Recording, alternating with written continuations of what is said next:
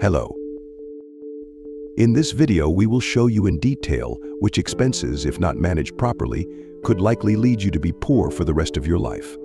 So take advantage of the tips and watch the video until the end. The key to financial success is focusing on generating multiple sources of income. Listen carefully, not just one, but multiple sources of income.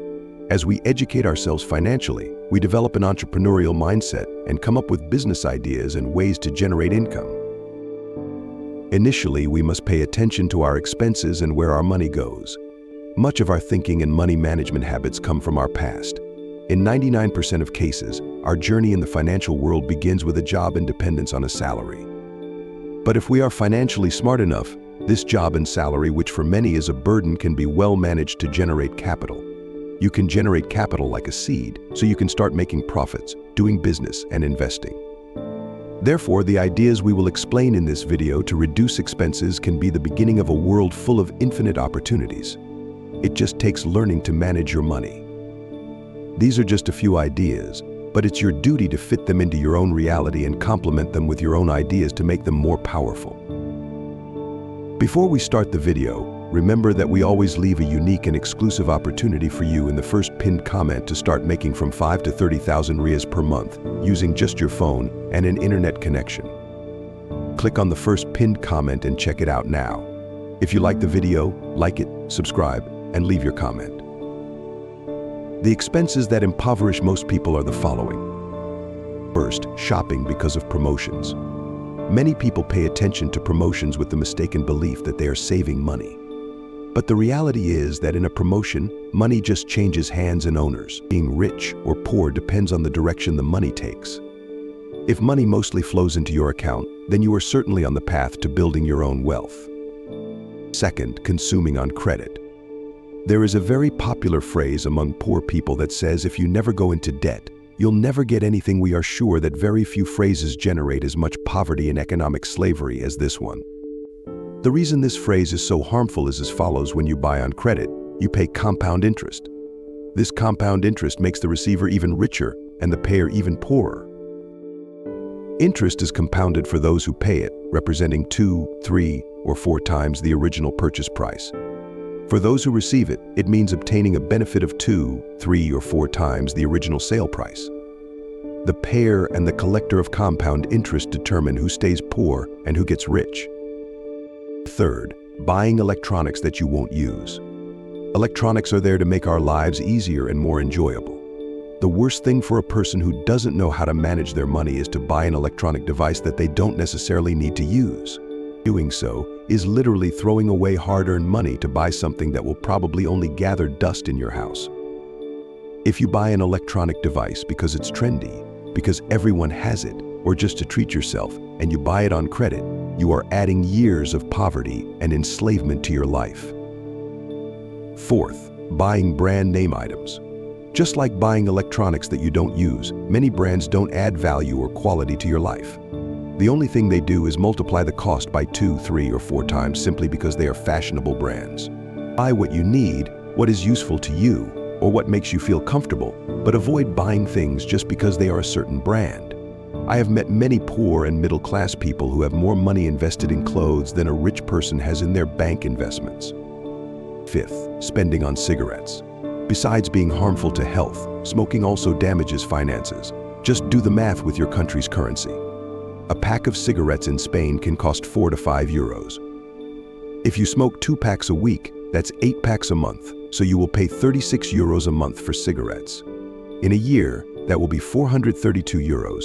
In 10 years, you will spend 4,320 euros, and in 50 years, you will have spent 21,600 euros. Most people smoke much more than this, so the gap in personal finances is much larger than one might imagine when it comes to a constant habit. Sixth, going to the mall. No offense, but going to the mall is one of the biggest hobbies of poor and salaried people, especially on payday. 2 things happen when you visit the mall. First, you waste time that could be used for reading, educating yourself, training, and growing. Second, being in a mall makes you an easy target for impulse buying and credit purchases, which leads us to the 7th point. Seventh, impulsive shopping.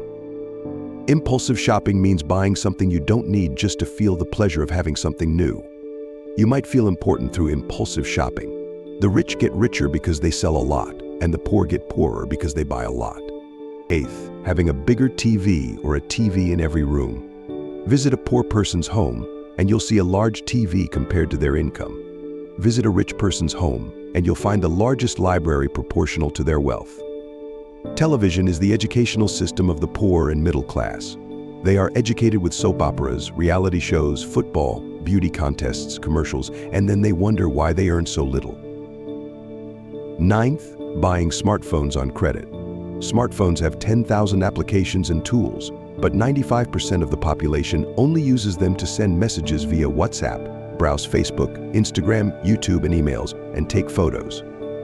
Seeing a minimum wage worker drowned in debt or trapped in the rat race because they bought a phone more expensive than they could afford on credit is one of the most painful situations I have ever witnessed. 10th, attending parties and clubs daily. Alcohol is much more expensive than food. Unlock wealth in 90 days with the wisdom of a 7,000-year-old wizard. The Wealth Wizard's Secrets to be rich. Achieving wealth in 90 days helps you overcome limiting beliefs, reprogram your mind, and set clear goals. This transformative guide, packed with motivational stories and practical exercises, is your path to prosperity. Get it now for the promotional price, available only today. Click on the pinned comment link and start your journey to wealth now. I'm not saying that you shouldn't have fun, but if you don't control yourself and abuse going to parties and nightclubs, you'll probably never have the life you dream of.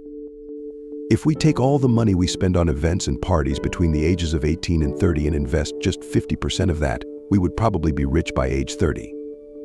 11th, buying a new car. A car is comfortable and a luxury. Unless you use it to make money, a new car loses approximately 25% of its value as soon as it leaves the dealership, and after 3 months, it depreciates by about 45%. People with a poverty mentality and an employee mindset almost have a heart attack when they invest in stocks and they fall by 45%. But they are not at all shocked when they buy a new car and its insurance loss is 45%. 12th, going to restaurants. This advice is especially for the middle class, who are full of liabilities and debts and spend fortunes dining out to keep up appearances. If you are someone who goes out to eat a lot, know that you are certainly letting the goddess of fortune slip away. The reality is that the rich go into debt to buy assets. The middle class goes into debt to acquire liabilities and live to keep up appearances, and the poor go into debt to buy small things on sale. As I've mentioned on several occasions, the focus of our mind is what determines our results. We should focus on expenses because wealth and financial prosperity come from focusing on growth. If you don't have income, you will spend the rest of your life earning minimum wage and focusing on reducing expenses, and you will probably never get the results you want. But when you focus on your income, on ways to increase or diversify it, that can bring true prosperity. The truth is that when we are beginning our process of financial education, it's at that moment that expenses matter most, because it's very likely that by reducing your expenses, you will increase your ability to save. Increasing your ability to save is the initial payment, the original seed to start building wealth. Another discipline brings many advantages. The money saved will allow you to take advantage of opportunities, especially if you have the mindset to identify them. Being able to save increases our capacity to have capital. Having a financial cushion depends primarily on when we start reducing expenses. Analyze each of the expenses we've just discussed. Evaluate if you need to keep these expenses in your daily life. Ask if they are worth it. Analyze, meditate, and reflect on whether having these expenses is something important for your life, or if it's something you do to appear a certain way or to fit in with others. Most of the expenses, especially the ones we've mentioned, are entirely unnecessary and can be classified as ant expenses. These are very small expenses but are frequent and repetitive. Ant expenses are the expenses that cause the most damage to our wallets and our financial future. A ship doesn't sink because it breaks in half. A ship sinks because it has just one hole and the water starts to seep in drop by drop. This is why ships sink, and this is why our personal finances can also sink. Therefore, if we don't have the necessary financial capacity to take advantage of opportunities, we need to manage our expenses carefully. Additionally, it's crucial to adopt a proactive approach to your financial health. Regularly review your budget and look for areas where you can cut back or eliminate costs. Consider automating your savings and investments to ensure you're consistently putting money away for the future. By being proactive and disciplined, you'll be better prepared for unexpected expenses and able to seize new financial opportunities as they arise. Furthermore, invest in yourself and your skills. Continuous learning and personal development can open new doors for increasing your income. Take courses, attend workshops, and read books that can enhance your knowledge and abilities. The more valuable you become in your career or business, the greater your potential to earn and save more. By investing in yourself, you're not only improving your financial situation but also paving the way for long-term success and stability. It is pointless to educate ourselves financially for investing or negotiating if all our personal finances are leaking. If we have many holes and money slips through our fingers, we need to learn to control our expenses. I'm not saying to focus on all your expenses at once, but simply control those we have mentioned and also those that have slipped out of your control. Once you take control of them, just put all your focus, energy, imagination, and intelligence into building income, increasing your earnings, leveraging your talents, and enhancing your financial intelligence. In addition, always seek opportunities to learn and grow. Continuous education, whether through books, courses, or mentors, can significantly boost your ability to make wise financial decisions. Surround yourself with people who have a positive impact on your financial journey. Engage with communities and groups that share knowledge about wealth building and smart money management. This supportive network can provide invaluable insights and encouragement as you work towards your financial goals. Finally, remember that financial freedom is not just about making money but also about maintaining a healthy relationship with it. Cultivate habits that align with your financial goals, such as saving regularly, investing wisely, and avoiding unnecessary debt. Practice gratitude for what you have and stay disciplined in your spending. By being mindful of your financial habits and continuously seeking ways to improve, you set yourself on a path to lasting prosperity and abundance. With all your focus on increasing and diversifying your income, the most important thing is to put your earnings on autopilot, allowing them to generate more income. Put all your energy into this project, but if you feel that your boat's hull has a hole, you must patch it because the money you earn on one side probably escapes from the other.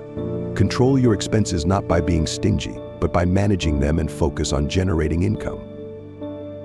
To truly achieve financial freedom, you need to set clear goals and create a plan to reach them. Start by identifying your financial objectives, whether it's saving for a house, investing for retirement, or building an emergency fund.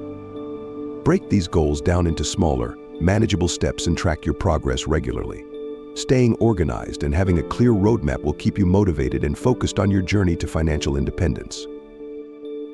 Another key aspect is to cultivate a mindset of abundance and resilience. Understand that setbacks and challenges are part of the process, but they do not define your financial future. Learn from your mistakes, stay adaptable, and keep pushing forward. Celebrate your small victories along the way, and remember that every step you take brings you closer to your goals. By maintaining a positive attitude and staying committed to your financial plan, you can build a life of lasting prosperity and security. I want to thank you immensely for making it this far and learning something. Leave a comment saying, "I am prosperity, I am abundance, I am wealth, and I will leave a heart to bless your journey in this life." Now, on the screen, 2 videos selected by the universe to change your life are appearing. Click on one of them right now and transform yourself. See you, my young apprentice.